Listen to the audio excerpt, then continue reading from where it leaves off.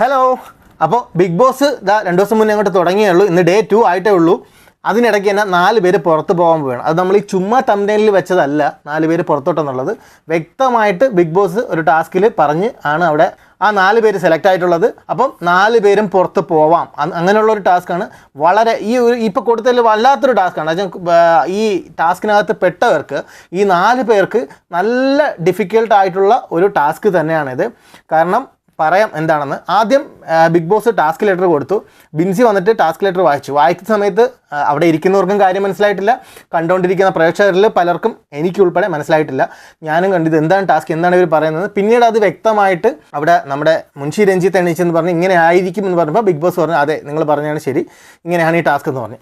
Task എന്താണെന്ന് പറയാം. Task എന്തെന്ന് പറഞ്ഞു കഴിഞ്ഞാൽ ബിഗ് ബോസ് ഹൗസിൽ നിന്ന് പുറത്ത് പോകണം എന്ന് നിങ്ങൾ ആഗ്രഹിക്കുന്ന മീൻസ് കണ്ടസ്റ്റൻസ് ഈ 19 പേർ ആഗ്രഹിക്കുന്ന 4 വ്യക്തികളെ നിങ്ങൾക്ക് പറയാം. അപ്പം നിങ്ങൾക്ക് ആരാണ് പറയാം, 4 പേരെ പറയാം. ഈ 4 പേര് യോഗ്യരല്ല, ഇവർ പുറത്ത് പോകണം. അപ്പോൾ 4 പേരെ പറഞ്ഞു കഴിഞ്ഞാൽ അവർ ഫൈനലൈസ് ചെയ്യും. എല്ലാവരും പറയുന്ന കണക്കാക്കിയിട്ട് 4 പേരെ സെലക്ട് ചെയ്യും. ഈ 4 പേർക്ക് ഉള്ള ടാസ്ക്കാണ് ബിഗ് ബോസ് അനൗൺസ് ചെയ്തിരിക്കുന്നത്. ടാസ്ക് ഇത്രയേ ഉള്ളൂ. ഈ 4 പേർക്ക് ഇന്ന് മുതൽ ഈ ദിവസം മുതൽ വരുന്ന വെള്ളിയാഴ്ച വരെ night Bigg Boss lights off ചെയ്ത് കഴിഞ്ഞാൽ ഹൗസിനുള്ളിൽ പ്രവേശനമില്ല. മീൻസ് അപ്പോൾ അവർ ഹൗസിൽ നിന്ന് പുറത്ത് പോകണം. പിന്നെ അവർക്ക് രാവിലെ വരെ, അത് വേക്കപ്പ് ടൈം വരെ അവർക്ക് ഹൗസിനുള്ളിലേക്ക് ഒരു പ്രവേശനം ഇല്ല. അവർ പുറത്ത് പോകണം. പുറത്ത് ഒരു ബെഡ് ഇട്ടുണ്ട്, ഒരു കട്ടിലുണ്ട്. ആ കട്ടിലായിരിക്കും ഈ 4 പേർക്കും ഉറങ്ങാൻ സാധിക്കുക. അവർക്ക് ഉറങ്ങണമെന്നുണ്ടെങ്കിൽ ആ കട്ടിലിൽ ഉറങ്ങാം, അല്ലെങ്കിൽ അവർക്ക് ഉറങ്ങാതെ ആ ഗാർഡനിൽ എവിടെയെങ്കിലും ഇരിക്കാം. ഗാർഡനിലാണ് ഈ കട്ടിലിട്ടേക്കുന്നത്. ഓക്കെ, ഇതാണ് ടാസ്ക്. കഴിഞ്ഞിട്ടില്ല. അടുത്തത്, ഇതിൽ ഉറങ്ങുന്ന സമയത്ത് ഈ 4 പേര് ചിലപ്പം ഒന്നിച്ചായിരിക്കും ഉറങ്ങുന്നത്, ചിലപ്പോൾ ഒരാളായിരിക്കും, 2 പേരായിരിക്കും, 3 പേരായിരിക്കും, മറ്റൊരാൾ ഉറങ്ങാതെ പുറത്തിരിക്കുകയായിരിക്കും, അല്ലെങ്കിൽ 4 പേര് ഒന്നിച്ച് ഉറങ്ങുകയായിരിക്കും. ഇവർ ഉറങ്ങുന്ന സമയത്ത് ഹൗസിനകത്തുള്ളവർക്ക് ഈ കട്ടിലിനെ മൂവ് ചെയ്ത്, അതായത് അവിടുന്ന് കട്ടിലോടുകൂടി എടുത്ത് അവിടെ ഒരു പോയിൻ്റ് മാർക്ക് ചെയ്ത് വെച്ചിട്ടുണ്ട്. ആ മാർക്കിൽ കൊണ്ട് വയ്ക്കാം. ഓക്കെ, ആ ഉറങ്ങുന്ന ആൾക്കാരെ, ഒരാളായിക്കോട്ടെ, 2 ആളായിക്കോട്ടെ, 3 പേരായിക്കോട്ടെ, അവർക്ക് എടുത്ത് അവിടെ കൊണ്ട് വയ്ക്കാം. അവിടെ കൊണ്ട് വെച്ച് കഴിഞ്ഞാൽ ഈ കട്ടിലിൽ ഉറങ്ങിക്കിടക്കുന്ന ആൾക്കാർ ഹൗസിൽ നിന്ന് പുറത്താണ്, അതായത് ഷോയിൽ നിന്ന് പുറത്താവും. അത് വ്യക്തമായിട്ട് ബിഗ് ബോസ് പറഞ്ഞിട്ടുണ്ട്. അവർ ഷോയിൽ നിന്ന് പുറത്താവും, എവിക്റ്റാവും. എവിക്ഷൻ ഒരു മറ്റൊരു തരത്തിലുള്ള എവിക്ഷനാണ്. ഓൾറെഡി കുറച്ച് പേര് നോമിനേഷനിലുണ്ട്, വോട്ടും തേടി നടക്കുകയാണ്. അവർക്ക് വോട്ടുണ്ടെങ്കിലേ പിടിച്ച് നിൽക്കാൻ പറ്റുള്ളൂ.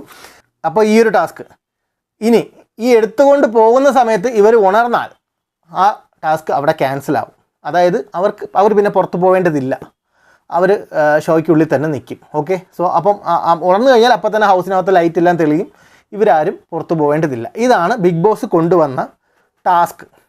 അതിൻ്റെ റൂൾസ് ആൻഡ് റെഗുലേഷൻസ് ഇങ്ങനെയാണ്. ഇനി ഈ 4 പേർക്ക് പരസ്പരം സഹായിക്കാം. അതായത് 2 പേര് ഉറങ്ങുമ്പോൾ 2 പേർക്ക് ഉണർന്നിരിക്കാം.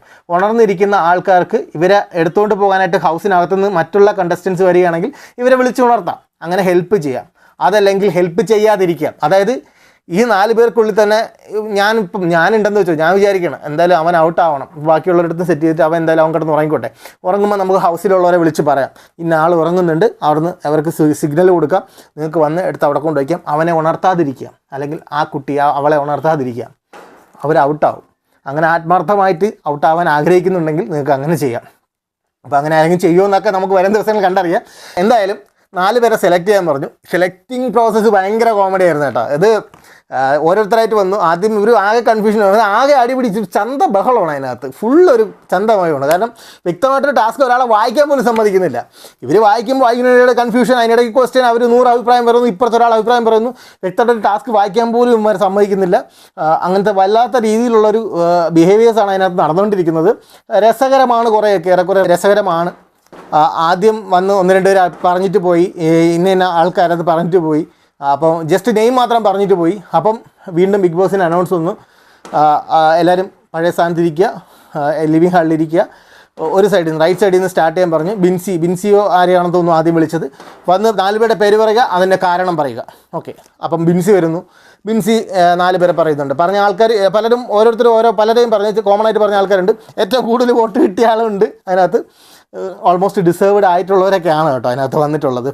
അപ്പോൾ അതിനകത്ത് ഒരു 2-3 പേര് പറഞ്ഞത് കറക്റ്റ് പോയിന്റ് കേട്ടോ. അവർ വരുന്നു, പെർഫെക്റ്റ് ആയിട്ട് റീസൺ പറയുന്നു. ഇന്ന ആൾ ഈ ഷോയിൽ നിൽക്കാൻ യോഗ്യനല്ല എന്ന് എനിക്ക് ഫീൽ ചെയ്യുന്നു, ഞാൻ ഇയാളെ നോമിനേറ്റ് ചെയ്യുന്നു. 4 പേരുടെ പേര് പെർഫെക്റ്റ് ആയിട്ട് പറഞ്ഞു. അല്ല, ആ കൂട്ടത്തിൽ എനിക്ക് ഏറ്റവും ഇഷ്ടപ്പെട്ട ഒരു ഒപ്പീനിയൻ പറയാം ശാരികയുടെ ആയിരുന്നു. ശാരിക വരുന്നു, കറക്റ്റായിട്ട് പോയിൻ്റ് ഔട്ട് ചെയ്ത് റീസൺ പറയുന്നു, ആളുടെ പേര് പറയുന്നു, വന്ന് വിത്തിൻ 2 മിനിറ്റ്സിൽ 4 പേരുടെ കാര്യങ്ങൾ പറഞ്ഞു, റീസൺ പറഞ്ഞു, ആൾ പോയി. Perfect task. അവർക്ക് കൊടുത്ത ജോലി അവർ ഭംഗിയായിട്ട് നിർവഹിച്ചിട്ട് പോയി. എന്നാൽ വേറെ പലരും ഉണ്ട്, അതായത് നമ്മുടെ അനീഷിനെ പോലുള്ളവരൊക്കെ വന്ന് അനീഷിന് ബിഗ് ബോസിൻ്റെ ഭാഗം നല്ലൊരു അപ്പം തന്നെ അവിടെ നിന്ന് അനൗൺസ്മെൻറ്റ്. അനീഷിനെ മുമ്പേ കിട്ടിയത് സരികയ്ക്കാണ്. സരിക വന്നിട്ട് വളരെ ഡിപ്ലോമാറ്റിക്കായിട്ട് പറഞ്ഞു, ഇന്ന ആൾ നല്ലപോലെ കളിക്കുന്നുണ്ട്, അപ്പോൾ നിങ്ങൾക്ക് മറ്റാരുടെ എനിക്ക് ആരുടെ പേരാണെന്ന് ഞാൻ ഓർക്കത്തില്ല, ഒരാളുടെ പേര് പറഞ്ഞിട്ട് നല്ലപോലെ കളിക്കുന്നുണ്ട്, അപ്പോൾ നല്ല പെർഫോമൻസാണ്, വീക്കൊന്നുമല്ല, അടിപൊളി പെർഫോമൻസാണ്, പക്ഷേ ഇങ്ങനൊരു എക്സ്പീരിയൻസും കൂടെ ചെയ്തിട്ട് വരാം, അതുകൊണ്ട് ഞാൻ നിങ്ങളെ നോമിനേറ്റ് ചെയ്യുന്നത്. അപ്പോൾ തന്നെ അനൗൺസ്മെൻറ്റ് വന്നു, സരിക ഇത് കളിയല്ല, തമാശയല്ല, നിങ്ങൾ ഈ പറയുന്ന കാരണത്തിലൂടെ ചിലപ്പോൾ അയാൾ എവിക്റ്റ് ആയേക്കാം, നിങ്ങൾ ഈ ഒരു പേര് പറയുമ്പോൾ അയാൾ ചിലപ്പോൾ എവിക്ഷൻ വരെ പോകുന്ന ഒരു പ്രക്രിയയാണിത്. വളരെ സീരിയസ് ആയിട്ട് തന്നെ കാണാം. ഡിപ്ലോമസി ഇവിടെ വേണ്ട, എടുത്ത് പറഞ്ഞു. അതായത് അവനെ സുഖിപ്പിക്കുകയാണ്. എനിക്ക് ഇവനെ ഇഷ്ടമാണ്, ഇവൻ നിൽക്കണം, ഇതിനകത്ത് നിൽക്കണമെന്ന് എനിക്ക് ആഗ്രഹമുണ്ട്, എങ്കിലും ഒന്ന് പോയിട്ട് വാ, അവിടെ വരെ ഒന്ന് പോയി ഇതൊന്ന് എക്സ്പീരിയൻസ് ചെയ്തിട്ട് വന്നിട്ട് വളരെ ഡിപ്ലോമാറ്റിക്കായിട്ട് ആ ഒരു പരിപാടി അവിടെ വേണ്ട. അതാണ് അവിടെ ഒരു സേഫ് സോൺ അല്ലെങ്കിൽ ഒരു നന്മമരം കളിക്കുന്ന പരിപാടി ഇപ്പം വേണ്ടെന്ന് വ്യക്തമായിട്ട് ബിഗ് ബോസിൻ്റെ ഇത്തവണത്തെ അജണ്ടയിൽ തന്നെ ഉണ്ട്. ഇവിടെ ഒരു നന്മമരം വേണ്ട, ഇവിടെ ഒരു സേഫ് സോണും അങ്ങനത്തെ ഒരു പരിപാടി ഇവിടെ വേണ്ട. അപ്പോൾ സരിക ഉടനെ ഞാൻ പറഞ്ഞ 2 പേരെ മാറ്റി. അപ്പം നിങ്ങൾ വ്യക്തമായിട്ട് കാരണം പറയുക, ഇന്നാൾ പോകണം എന്ന് നിങ്ങൾ ആഗ്രഹിക്കുന്നു, നിങ്ങൾ ഈ പറയുന്ന ഒരു റീസൺ കൊണ്ട് അവരവിടെ നോമിനേഷനിൽ വരാം, മെജോറിറ്റി ലിസ്റ്റിൽ വരാം, അവർ നോമിനേഷനിൽ എത്താം, ആ ടാസ്കിൽ ചിലപ്പോൾ അവർ പരാജയപ്പെട്ടേക്കാം, അവർ ചിലപ്പോൾ പുറത്തായേക്കാം. അതുകൊണ്ട് അവളൊരു കളിതമാശയൊന്നും കാര്യങ്ങളൊന്നും വേണ്ടെന്ന് വ്യക്തമായിട്ട് ബിഗ് ബോസ് പറഞ്ഞു. ഓക്കെ പറഞ്ഞു, 4 പേരുടെ പേര് പറഞ്ഞു, റീസൺ പറഞ്ഞു, പലരും പറഞ്ഞു, ഭയങ്കരമായിട്ടുള്ള റീസൺസൊക്കെയാണ് പറഞ്ഞത്. ചായക്കപ്പിന് അടിയുണ്ടായി, ചായ ഇടാൻ വേണ്ടിയിട്ട് ജിസേലും അതുപോലെ തന്നെ നമ്മുടെ അനുമോളും കൂടി അടിയുണ്ടായ സംഭവങ്ങൾ, അവിടെ അനുമോൾ അവരെ പറയുന്നു, ജിസേൽ തിരിച്ചു പറയുന്നു, ഭയങ്കര രസകരമായിട്ടുള്ള ടാസ്ക്കായിരുന്നു. അതുപോലെ അനീഷിന് കിട്ടിയിരുന്നു. അനീഷ് വന്നിട്ട് പറഞ്ഞത് റെന ഫാത്തിമ, റെനയുടെ പേര് പറഞ്ഞിട്ട്, റെന കൊച്ചുകുട്ടിയാണ്, റെന ഇങ്ങനെയാണ്, ഇങ്ങനെ ചെയ്താൽ ഇങ്ങനെ ആവാം, അങ്ങനെ ഭയങ്കരമായിട്ട് സംസാരിച്ചു വന്നപ്പോൾ മൊത്തത്തിൽ അവിടെ ഇരിക്കുന്നവരെ എല്ലാവരും മുഖം മാറി തുടങ്ങി. ഓക്കെ, അവർ സംസാരിക്കുമ്പോൾ ഇത് അവരെ സ്പേസാണ്, അപ്പോൾ അവിടെ മറ്റുള്ളവരെ ഇടപെടാൻ പാടില്ല, പെട്ടെന്ന് സൈലൻ്റ് ആവുന്നുണ്ട്. നിങ്ങൾ പറയുന്ന ഞാനിവിടെ വന്നിട്ട് പറയണം, എനിക്ക് വേണ്ടാത്ത കുറച്ച് ആൾക്കാരുടെ പേരുകൾ ഞാൻ പറയണം, അല്ലെങ്കിൽ ഞാൻ നോമിനേഷനിൽ പറയാൻ ആഗ്രഹിക്കുന്ന കുറച്ച് ആൾക്കാരുടെ പേര് പറയുമ്പം ഒരിക്കലും അതിനെ ഇൻ്റർഫിയർ ചെയ്തുകൊണ്ട് ഒരാൾ സംസാരിക്കാൻ പാടില്ല. അങ്ങനെ സംസാരിക്കുമ്പോൾ ഇവിടെ നിൽക്കുന്ന ആൾക്കാണ് വോയിസ്, അയാളുടെ സ്പേസാണ്. അപ്പോൾ അയാൾ പറയുന്നുണ്ട് നിങ്ങൾ സൈലൻ്റ് ആവും, എൻ്റെ സ്പേസാണ്. അങ്ങനെ എല്ലാവരും സൈലൻ്റ് ലാസ്റ്റാണ് അനീഷ് വരുന്നത്. അനീഷ് വരുമ്പോൾ അനീഷ് പറഞ്ഞുകൊണ്ടിരിക്കുകയാണ്, ഒരാളുടെ പേര്, രണ്ടാമത്തെ പേര് പറഞ്ഞു, അയാളെക്കുറിച്ച് വിശദീകരിച്ചു, അടുത്ത ആളുടെ പറഞ്ഞു, അങ്ങനെ പറഞ്ഞുകൊണ്ടിരുന്നപ്പോൾ അടുത്ത അനൗൺസ് വന്നു, അനീഷ് ഉപദേശം വേണ്ട, നിങ്ങൾ റീസൺ പറയുക, ആളുടെ പേര് പറയുക, റീസൺ പറയുക, പോവുക, ഉപദേശം വേണ്ട. അപ്പോൾ അത് വളരെ നല്ലൊരു ഇടപെടലായിരുന്നു. കാരണം അനീഷ് പൊതുവേ കുറച്ച് അധികം സംസാരിക്കുന്ന ആളാണ്. അപ്പോൾ അനീഷ് അങ്ങനെയാണ്, അതൊരു ഫേക്ക് അല്ല ആക്ച്വലി. അനീഷ് അങ്ങനെയാണ്, അനീഷിൻ്റെ ഒരു നാച്ചർ അങ്ങനെയാണ്, വളരെ നീട്ടി വലിച്ചിട്ട് ആ ഒരു രീതിയിലുള്ള സംസാരമാണ് അനീഷിൻ്റെത്. അങ്ങനെയാണ് ഇങ്ങനെയാണ് എന്നുള്ള ഒരു സംസാരമാണ് അനീഷിൻ്റെത്. അപ്പോൾ അത് ചിലപ്പോൾ പലർക്കും ഇഷ്ടപ്പെട്ടൊന്നുമല്ല. ഒരു കാര്യത്തിനെക്കുറിച്ച് ഇങ്ങനെ തന്നെ ആവശ്യമില്ലാത്ത രീതിയിൽ ഇങ്ങനെ പറഞ്ഞുകൊണ്ട് നിൽക്കുമ്പോഴത്തേക്കും അനീഷ് അത് നമുക്ക് ചിലപ്പോൾ ഇഷ്ടപ്പെടില്ല. മുമ്പ് അനീഷ് കൺഫെഷൻ റൂമിൽ പോയ സമയത്ത്, അതായത് നോമിനേഷൻ ആൾക്കാരുടെ പേര് പറയുമല്ലോ, അതിനുവേണ്ടി പോയ സമയത്ത് ഹോട്ട്സ്റ്റാറിൽ വന്ന കമൻസാണ്, ഹൗസിലുള്ള ബാക്കിയുള്ളവർക്ക് പോയി കിടന്ന് ഉറങ്ങുകയും ശ്രമിക്കുകയും ചെയ്യാം, കൺഫെഷൻ റൂമിൽ പോയിരിക്കുന്ന അനീഷാണ്, വരാൻ സമയമെടുക്കും. അതായത് ഈ ഒറ്റ ദിവസം കൊണ്ട്, അല്ലെങ്കിൽ ഒറ്റ ദിവസം കൊണ്ട് അനീഷിൻ്റെ ക്യാരക്ടർ അല്ലെങ്കിൽ എങ്ങനെയാണ് പുള്ളിക്കാരൻ്റെ സംസാരം എന്നുള്ള അവിടെ റിവീൽ ആയിട്ടുണ്ട്. അപ്പോൾ ഇത്രയേ ഉള്ളൂ, ഒരു കണ്ടസ്റ്റൻറ്റിൻ്റെ കാര്യങ്ങൾ അല്ലെങ്കിൽ അയാളുടെ വ്യക്തിത്വം പുറത്തുവരാൻ ഒറ്റ ദിവസം മതി. വരും ദിവസങ്ങളിൽ അയാളുടെ ക്യാപ്പബിലിറ്റീസ് ആയിരിക്കും ഇയാൾ എങ്ങനെയുള്ള ആളായിരുന്നു. ചിലപ്പോൾ ഫസ്റ്റ് അത്രയും നെഗറ്റീവായിട്ട് നിൽക്കുന്ന ആൾ ഷോയുടെ അവസാനമൊക്കെ ആകുമ്പോൾ ഭയങ്കര പോസിറ്റീവായിരിക്കും, അയാൾക്ക് ഭയങ്കര പ്രേക്ഷക പിന്തുണ കിട്ടും. എന്തായാലും അതൊക്കെ നമുക്ക് കണ്ടറിയാം വരും ദിവസങ്ങളിൽ. നമുക്കിപ്പം ആരൊക്കെയാണ് ഈ 4 ലിസ്റ്റിൽ ടോപ്പിൽ വന്നത് നോക്കാം. വരുന്നവരും പോകുന്നവരും ഒക്കെ പറഞ്ഞ പേര് ശൈത്യയുടെയാണ്. അപ്പോൾ ശൈത്യ ഞാൻ മുമ്പത്തെ വീഡിയോ ഇട്ടപ്പോൾ പറഞ്ഞു, ശൈത്യ ഡിസർവ് ചെയ്യുന്നില്ല, വളരെ തണുപ്പം മട്ടാണ്, ഒരു ആക്റ്റീവും അല്ല, ഒന്നുമല്ല, സൈലൻ്റാണ്. അങ്ങനെ ഒരാളവിടെ ഉണ്ടെന്നേ അറിയുന്നില്ല. പക്ഷേ എന്തുകൊണ്ടാണ് ഇതിനകത്ത് നിന്ന് ഒനീലൊക്കെ രക്ഷപ്പെട്ടു പോയതെന്ന് എനിക്ക് മനസ്സിലാവുന്ന. ഒനീലിനെയും അതുപോലെ തന്നെ മറ്റ് 1-2 ഈ ശരത്ത്, അപ്പാനി ശരത്തൊക്കെ എങ്ങനെ രക്ഷപ്പെട്ടു പോയെന്ന് അറിയില്ല. ശരത്തിൻ്റെ പേരൊന്നും ആരും പറഞ്ഞില്ല, ഒനീലിൻ്റെ പേരും ആരും പറഞ്ഞിട്ടില്ല. ഇത്രയും പേര് വന്ന് 4 പേര് പറയാം ഒരാൾക്ക്, എന്നിട്ട് പോലും ശരത്തിൻ്റെയും ഒനീലിൻ്റെയും പേരൊന്നും വന്നിട്ടില്ല. എന്തുകൊണ്ട് വന്നില്ല എന്നുള്ളത്, ഞാൻ കുറച്ചൊക്കെ ഷോ കാണുന്നതുകൊണ്ട് നമുക്ക് എപ്പോഴും ലൈവ് 24 hours ലൈവ് കണ്ടുകൊണ്ടിരിക്കാൻ പറ്റത്തില്ല, ഒരുപാട് കാര്യങ്ങളുണ്ട്. അപ്പം എങ്കിലും കാണുന്ന ഒരു സ്പേസ് വെച്ചില്ല, അല്ലെങ്കിൽ കാണുന്ന ഒരു ഇത് വെച്ചിട്ട് ഇവരെ കാണുന്നില്ല, സ്ക്രീനിൽ എപ്പോഴും കാണുന്നത് ഇതുപോലെ ഷാനവാസും ഈ അക്ബറും അതുപോലെ തന്നെ അനീഷും അങ്ങനെ ഇവരൊക്കെയാണ്. പിന്നെ ആ ശരത്തിനെ സ്ക്രീനിൽ കാണുന്നുണ്ട് കുറേയൊക്കെ, ഏറെക്കുറെ. പക്ഷേ ഒനീലിന് എവിടെയാണെന്ന് അറിയത്തില്ല, ഒനീലിൽ ഇവരൊക്കെ പരിപാടികളില്ല. അതുപോലെ സരികയും ഞാൻ ലാസ്റ്റിലത്തെ വീഡിയോയിൽ പറയാൻ വിട്ട ഒരു പേരാണ്. സരികയും ആക്റ്റീവായിട്ട് ഒരിടത്തും കാണുന്നില്ല. നല്ലൊരു കുക്കാണ്, ഭയങ്കരമായിട്ട് കിച്ചണിലും പിന്നെ അതിൻ്റെ കോമഡിയൊക്കെ പറയുന്നുണ്ട്, ഭയങ്കര രസകരമായിട്ട് നിൽക്കുന്നുണ്ട്. സരികെ പക്ഷേ വേറെ ഒരിടത്തും കാണാനില്ല. ഒരു ടാസ്കിലും വളരെ ഒന്നിലും ആക്റ്റീവായിട്ടുള്ള രേണുസുതി നേരത്തെ പറഞ്ഞു അത് ഹൗസിനകത്ത്, ഞാൻ ഈ വീഡിയോയ്ക്ക് ശേഷമാണ് പിന്നെ അടുത്ത വീഡിയോ ആണ് രേണുസുതിയെ നോമിനേറ്റ് ചെയ്യാൻ വന്ന ആൾ പറഞ്ഞാണ് രേണുസുതി ഒരു നനഞ്ഞ പടക്കമാണ്, ഇപ്പോൾ എന്തെങ്കിലുമൊക്കെ ഇതുണ്ടാവും നമ്മൾ വിചാരിച്ചു, പക്ഷേ ഇവിടെ നനഞ്ഞ പടക്കമായിട്ടാണ് കാണപ്പെടുന്നത്, അതുകൊണ്ട് രേണുസുതിയെ ഞാൻ നോമിനേറ്റ് ചെയ്യുന്നു എന്ന് പറഞ്ഞിട്ട് ഒരാളെ സെലക്ട് ചെയ്തു, രേണുസുതി. അത് സെയിം നമുക്കുള്ള ഒപ്പീനിയൻ തന്നെയാണ് ഹൗസിനകത്തും പലർക്കും ഉള്ളത്. അപ്പോൾ പറഞ്ഞ പേരുകളിൽ ശൈത്യയുടെ പേര് വരണവരും പോണവരും പറഞ്ഞിട്ടുണ്ട്. ഷാനവാസിൻ്റെ പേര് പറയാനായിട്ട് പല കാരണങ്ങളുണ്ട്. ഷാനവാസ് ആവശ്യമില്ലാതെ വഴക്കുണ്ടാക്കുന്ന ഒരാളാണ്, വഴക്കുണ്ടാക്കാൻ വേണ്ടി ഷൗട്ട് ചെയ്യും. അതായത് ഒരാൾ ഒരു സീരിയസ് ആയിട്ടൊരു മാറ്റർ ഉണ്ടാക്കുന്നെങ്കിൽ അത് അവിടെയും ഹൗസിലും പറഞ്ഞ റീസണാണ്. സീരിയസ് ആയിട്ട് അക്ബറാണ് പറഞ്ഞത്, ഒരു സീരിയസ് ആയിട്ടൊരു മാറ്റർ പറയുകയാണെന്നുണ്ടെങ്കിൽ അതിനെ വന്ന് കോമഡിയാക്കി കളയുന്നുണ്ട്. അത് വളരെ സീരിയസ് ആയിട്ട് അവർ സംസാരിക്കുന്ന വിഷയത്തിന് വളരെ കോമഡിയാക്കി. പിന്നെ അതുപോലെ തന്നെ അനാവശ്യമായിട്ട് അനുമോൾ പറയാത്ത ഒരു കാര്യം പറഞ്ഞു എന്ന് പ്രചരിപ്പിച്ച് മറ്റുള്ള രണ്ടുപേരെ കൂടി അത് വിശ്വസിപ്പിച്ച് അവരെ കൊണ്ട് അനുവിനെതിരെ സംസാരിപ്പിച്ചു. അതിലൊരാളാണ് അക്ബറിനെ കൊണ്ട് അക്ബർ പറഞ്ഞ റീസണാണ്, ഞങ്ങളെ കൂടെ തെറ്റിദ്ധരിപ്പിച്ചിട്ടാണ് ആ പുള്ളി ഞങ്ങൾ കേൾക്കാത്തൊരു കാര്യം അപ്പാനി ശരത്ത് കേട്ടു അനു പറഞ്ഞുകൊണ്ടിരിക്കുന്നതെന്ന് അക്ബറിനോട് പറയുകയാണ്. അനു ഇങ്ങനെ പറഞ്ഞു ഡോക്ടർമാരെ കുറിച്ച്, മെഡിക്കൽ ഫീൽഡ് ഡോക്ടർമാരെ കുറിച്ച്, ഇങ്ങനെ ഡോക്ടർമാരെന്തോ കാശിന് വേണ്ടിയിട്ടാണ് അല്ലെങ്കിൽ പൈസ വാങ്ങിയിട്ട് മാത്രമാണ് ഇത് ചെയ്യുന്നത് എന്നുള്ളൊരു ഒരു ഭയങ്കരമായിട്ടുള്ള ഒരു വിവാദമാകാവുന്ന അല്ലെങ്കിൽ ഭയങ്കരമായിട്ടുള്ളൊരു സംഭവമാണ്, പുറത്തെങ്കിലും വലിയൊരു ചർച്ചാ വിഷയം ആകാവുന്ന ഒരു കാര്യമാണ്. അപ്പം അത് അത്രയും സെൻസിറ്റീവായുള്ള കണ്ടൻസ് ഒക്കെ പറയുന്ന സമയത്ത് കുറച്ച് ശ്രദ്ധിക്കണം. അപ്പോൾ അത് അങ്ങനെയൊന്നും പുറത്തുള്ള കാര്യം ചിന്തിക്കാതെ ഈ ഷോ എപ്പോഴും ആൾക്കാർ കാണുന്നതാണ്, പല ആംഗിളിൽ ക്യാമറകളുണ്ട്, 71-72 ക്യാമറകളുള്ള ഒരു ഷോ ആണ്. അപ്പം എല്ലാവരും കാണുന്നതാണ്. കാണുന്ന സമയത്ത് ഇങ്ങനെ എന്തെങ്കിലും വായി തോന്നിയത് വിളിച്ച് പറയുക, ഇന്ന ആൾ ഇങ്ങനെ പറഞ്ഞു എന്ന് അക്ബറിനോട് ചെന്ന് പറയുന്നു. അനു ഇങ്ങനെ പറഞ്ഞു ഡോക്ടർമാരെ കുറിച്ച്, ഇങ്ങനെയാണ് അവർ കാശ് വാങ്ങിയിട്ടാണ്, അങ്ങനെ റിലേറ്റഡ് ആയിട്ടുള്ള സംതിങ്, ഞാനത് പൂർണ്ണമായിട്ട് പറയുന്നില്ല, ഇങ്ങനെ പറഞ്ഞു. ഈ പറഞ്ഞത് ശരത്ത് കേട്ടോണ്ട് ഇപ്പോണ്ടായിരുന്നു എന്ന് പറഞ്ഞു. അങ്ങനെ അക്ബറിനെ കൺവിൻസ് ചെയ്യിപ്പിച്ച് ആ മണ്ടനെങ്കിൽ എന്ത് ചെയ്യണം, നേരെ ചെന്ന് ആദ്യമേ ചോദിക്കണം ശരത്തിനോട്, ഇങ്ങനെ പറഞ്ഞിട്ടുണ്ടോ അനു, അത് സത്യമാണോ എന്ന്.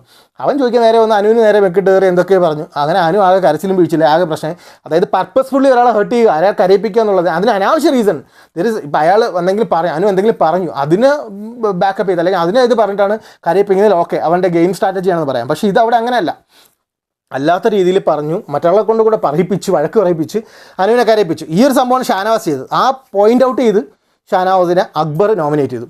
അടുത്ത ആദില നൂറ ടീം വന്നിട്ട് ഷാനവാസിനെ പറഞ്ഞൊരു റീസൺ കഴിഞ്ഞ വീഡിയോയിൽ ഞാൻ പറഞ്ഞിട്ടുണ്ടായിരുന്നു.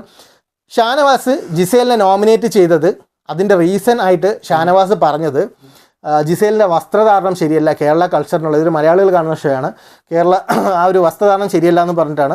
അപ്പോൾ അതൊരു ഞാൻ അപ്പോഴും അത് റെലവൻ്റ് ആയിട്ടുള്ളൊരു പോയിൻ്റ് അല്ല, അത് അവരുടെ പേഴ്സണൽ ചോയ്സാണ്. ഇത് ഈ ഒരു ഷോ ആണ്, ബിഗ് ബോസ് അവിടെ ഒരു റെസ്ട്രിക്ഷൻ കൊണ്ടുവന്നിട്ടില്ല എപ്പോഴും, നിങ്ങൾ ഇങ്ങനത്തെ ഡ്രസ്സേ ധരിക്കാവുള്ളൂ ഇവിടെ എങ്ങനെയാണെന്ന്. അധികം മോശമായിട്ടുള്ള ഡ്രസ്സല്ല, അവർക്ക് കംഫർട്ടബിൾ ആയിട്ടുള്ള മോശമല്ലാത്ത വസ്ത്രമാണ് അവർ ധരിച്ചേക്കുന്നത്. ഷോർട്സ് ഇടുന്നതിൽ എന്താണ് പ്രശ്നം? പെൺകുട്ടികൾ ഷോർട്സ് ഇടാറുണ്ട്. അപ്പം അവരെ വീട് പോലെ അവരെ അടുത്ത 100 ദിവസങ്ങളിൽ അവരവിടെ നിൽക്കുന്നുണ്ടെങ്കിൽ അല്ലെങ്കിൽ എത്രത്തോളം ദിവസം അവർ നിൽക്കുന്നു, ആ നിൽക്കുന്ന ദിവസങ്ങളിൽ അവർ കംഫർട്ടബിളായിട്ട് വേണം നിൽക്കാൻ അവിടെ. അപ്പോൾ അവരുടെ വീട് പോലെ അവർ യൂസ് ചെയ്യുന്ന അവരുടെ ഡ്രസ്സിങ് സ്റ്റൈൽ അതായിരിക്കും. എങ്കിലും മറ്റുള്ള ആൾക്കാരുണ്ട്, TV ഷോ ആണെന്നുള്ളൊരു ബോധം അവർക്കുണ്ട്. അപ്പോൾ അതനുസരിച്ചിട്ട് തന്നെയാണ് അവരവിടെ നിൽക്കുന്നത്. അതിൽ വളരെ വൾഗറായിട്ടുള്ള ഒന്നുമില്ല, അതിൽ ഒരു വൾഗാരിറ്റി അങ്ങനെ ഒരു സംഭവങ്ങളില്ല അതിനകത്ത്. പക്ഷേ ആ ഒരു റീസണാണ് നമ്മുടെ ഷാനവാസ് പറഞ്ഞത്. അത് ഈ ഷാനവാസ് ഇത് പറയുന്നത് ഇവരുടെയൊക്കെ ബെഡ്റൂം, അതായത് ഇവർ കിടക്കുന്ന ഒരു ബെഡ്സൊക്കെ ഇട്ടേക്കുന്ന ആ ഒരു ബെഡ്റൂമിനകത്ത് വെച്ചാണ് സംസാരിക്കുന്നത്. ആ സമയത്ത് പലരും അതിനകത്തുണ്ടായിരുന്നു. അനീഷ് അവിടെ കേട്ടുകൊണ്ട് കിടക്കുന്നുണ്ടായിരുന്നു, അതുപോലെ ആദില നൂറ ഉണ്ടായിരുന്നു, ജിസേലിനെ കുറിച്ചാണ് ഇത് പറയുന്നത്.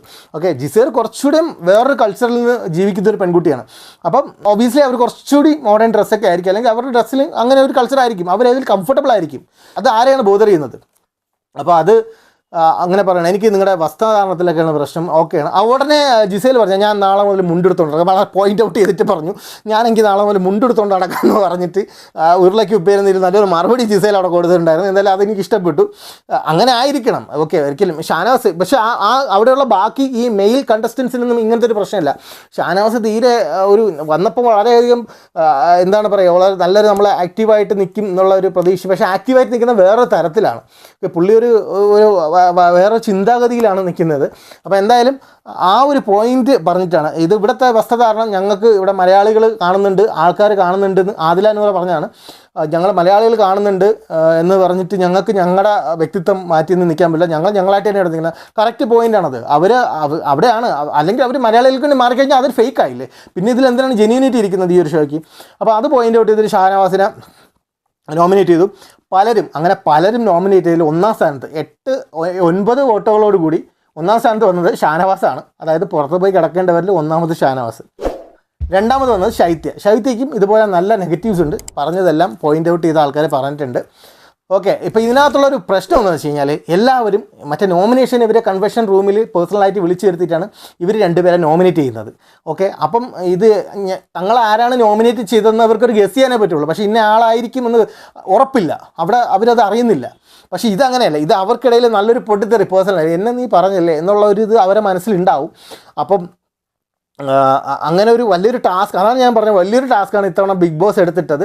ഇപ്പം തന്നെ പരസ്പരം അടിയുണ്ടാക്കാനുള്ള പരിപാടികൾ അവിടെ ഓൾറെഡി ആയിട്ടുണ്ട്. അതിൻ്റെ ഇടയിൽ മറ്റേ ഉന്തിൻ്റെ കൂടെ ഒരു തള്ളെന്നുള്ള രീതിയിലാണ് ഈ ഒരു സംഭവം എടുത്തിട്ട് കൊടുത്തത്.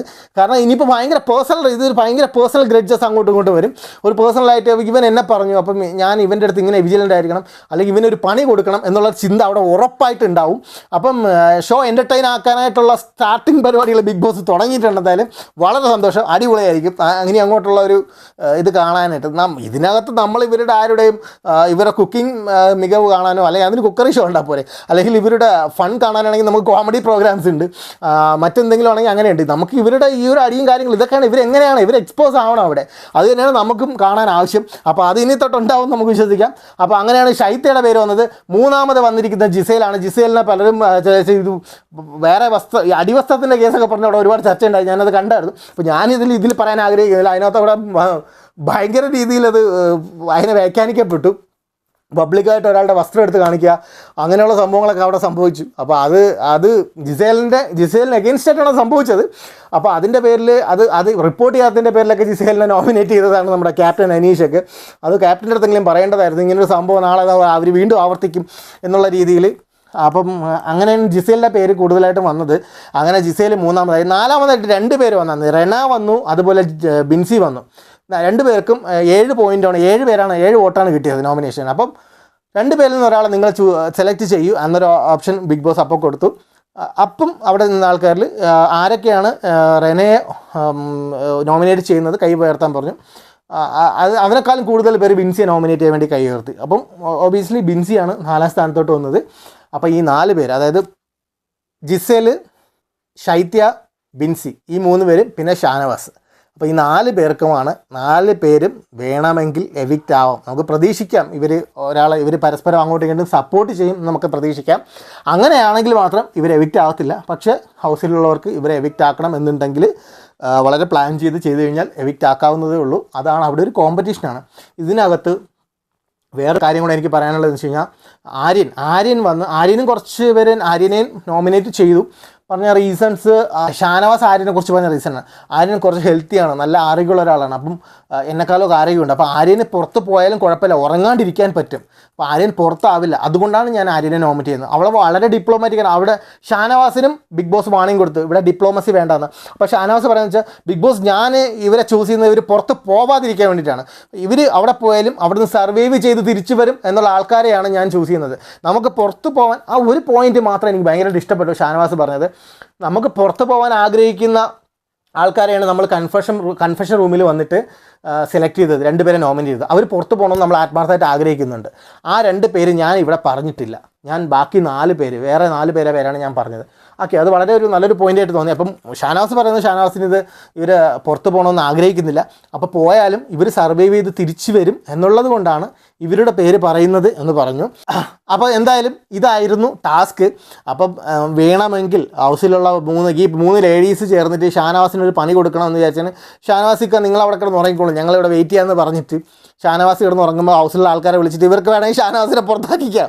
അവർ ഷാനവാസ് പോകുന്ന പോക്കിൽ ഷാനവാസ് എഴുന്നേൽക്കാതെ കൂടി ഇരിക്കണം. നമ്മളൊക്കെ ചിലപ്പോൾ ഉറങ്ങി കഴിഞ്ഞാലേ ആന വന്ന് കൂത്തിയാൽ എണീക്കില്ല എന്ന് പറയുന്ന ടീംസാണ്. അപ്പം അതുപോലെ ഒരാളാണ് ഷാനവാസ് എങ്കിൽ അവിടെ എടുത്ത് കുളത്ത് കൊണ്ടിട്ടാൽ ചിലപ്പോൾ അവിടെ കിടന്ന് ഉറങ്ങുന്ന ആളായിരിക്കും. അങ്ങനെ ആണെന്നുണ്ടെങ്കിൽ ഷോയിൽ നിന്ന് എവിക്റ്റാണ്.